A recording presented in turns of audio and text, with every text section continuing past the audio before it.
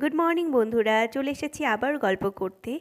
আজ ষষ্ঠী। ষষ্ঠীর সকালে চান টান করে রেডি হয়ে ঠাকুর ঘরের জন্য একটু ফুল তুলে নিয়েছি শাশুড়ি মায়ের সঙ্গে। আজকে শ্বশুর বাড়িতে তৃতীয়তম দিন। সকালবেলা চান টান সেরে নিয়েছি।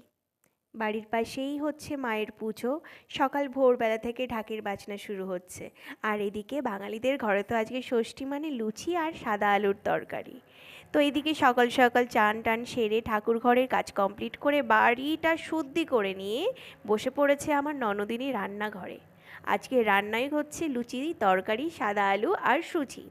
তো খুব সুন্দর মেনু আছে। এদিকে চলো তোমাদেরকেও একটু দেখিয়ে দিই আমার সুন্দর রান্নাঘরের কী কী রান্না হচ্ছে। গরমাগরম লুচি। আর জানো তো, ষষ্ঠীর দিনে আমাদের বাড়িতে খুব মজা হয়। শ্বশুরবাড়িটা হয়তো প্রথমবার, অতটা আমি জানি না কী কী করা হয় কী হয় না। আস্তে আস্তে তোমাদের সঙ্গে গল্প করতে করতে সব জানিয়ে দেব, আমি নিজেও জেনে নেব। আর এই যে দেখতে পাচ্ছ খোকা বাবু, ইনি হলো এ বাড়ির খোকা, একজন সদস্য। আর এই সদস্যের সঙ্গে আমার খুব যুদ্ধ চলছে। আর এদিকে বাগানে সুন্দর একটা মায়ের পুজোর জন্য দিয়েছে গোলাপ। দেখো সকালবেলার ব্রেকফাস্ট রেডি।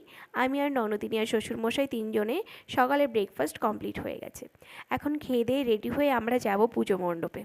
শাশুড়ি মা ওখানে পুজো দিতে যাবেন, আমরাও সঙ্গে যাব। তো তোমাদের সঙ্গে এমন আরও অনেক গল্প হবে। আমার সঙ্গে থেকো, আর তোমাদের অনেক ভালোবাসা রইল আমার থেকে। শুভ শারদীয়ায় ষষ্ঠী, শুভ ষষ্ঠী। সবাই ভালো থেকো, অনেক আনন্দ করো, মণ্ডপে মণ্ডপে সুন্দর করে সেজে ঠাকুর দেখো। নিজের পরিবারের সঙ্গে অনেক সুন্দর করে সময় কাটো। আমি নিজের বাড়িকেও খুব মিস করি।